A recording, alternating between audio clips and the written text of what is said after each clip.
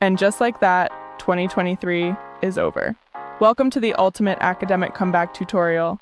In this video, I'll be showing you some tips and hacks to prepare you for the new school year and improve your grades at the same time. We've all made promises and resolutions and about how we were going to become total academic geniuses, but somehow all those plans have failed. Still, we can't afford to make those same mistakes anymore. These are all things I have tried myself and have continued to yield positive results. So, without wasting much time, let's get on with the video. Tip number 1, write down your aspirations for the new school year. An easy way to do this is to first identify what you need to improve on. Analyze your strengths and weaknesses. Look through your report card and mark test sheets to know which subjects you struggle with or even hate the most, and rank them from worst to best. Make goals on how you want to improve on those subjects, always starting from the ones you're terrible at instead of wasting time on the ones you're already good at. Tip number 2, obtain necessary materials. Now you don't have to spend your entire savings on buying cute notes and stationery you're probably never going to use. Just purchase the things you actually need to save money. Most times, all you really need are some new notebooks and pens. Teachers often pressure students to buy materials and books, ignoring the facts that some of us are not exactly financially stable. Before buying any book, find a way to examine its contents first to know if the information in it is even important. For the ones that are actually useful, try to search the internet if you can find PDF versions of them. These are some websites that you can get free PDFs from. Tip number 3, have an events calendar.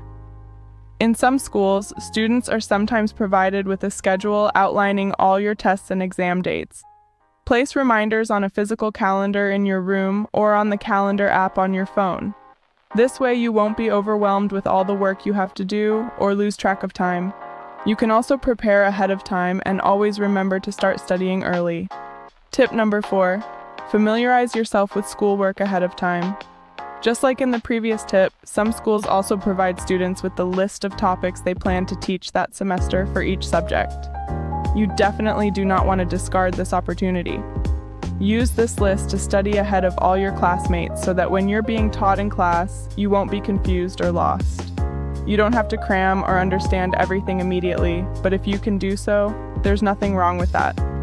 This is just to help you be familiar with the topics, so when your teacher finally catches up and teaches them, you'll grasp the concepts a lot quicker. Tip number 5, learn study techniques. You've probably seen a lot of different study techniques on the internet, like the Pomodoro, blurting technique, Feynman technique, etc. It is important to note that while some of these techniques can be life-changing for some people, they can also be extremely negative for others. I never liked the Pomodoro technique because I found it too distracting, but I have seen friends or people online who said it worked for them. I also never used flashcards because they take too much time to make.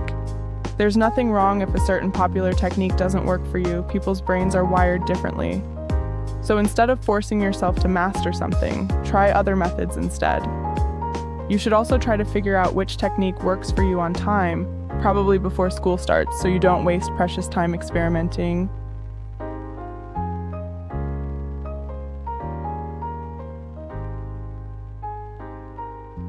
Tip number 6, surround yourself with study content. You've likely seen countless tips on the internet about how you should reduce your internet use and other stuff like that. But let's be honest, nobody actually follows those tips. A better solution is to surround your internet feed with studying and education-based content. On TikTok, we have communities like Study Talk. You can look up studying aesthetic on Pinterest, and here on YouTube, you can watch compilations or study motivation videos. Surrounding yourself with this type of content will motivate you to study, and you can acquire knowledge on how to properly do so. You can also watch videos explaining a subject, topic, or concept you don't really understand. Tip number 7, follow your study schedule. I, like almost everyone else, have wasted a lot of time trying to create cute and organized study schedules, but ended up not even following it for more than 2 days. Instead of wasting time writing and rewriting your schedule, just open a simple notes app on your phone and write it down in a list format. Spend less time creating it and spend more time actually seeing through. You can also just search up study schedules on Pinterest and look for one that matches with you. And finally, tip number 8, stay healthy. Yes, I know some of us are already planning on depriving ourselves of sleep just to get an A on a history test.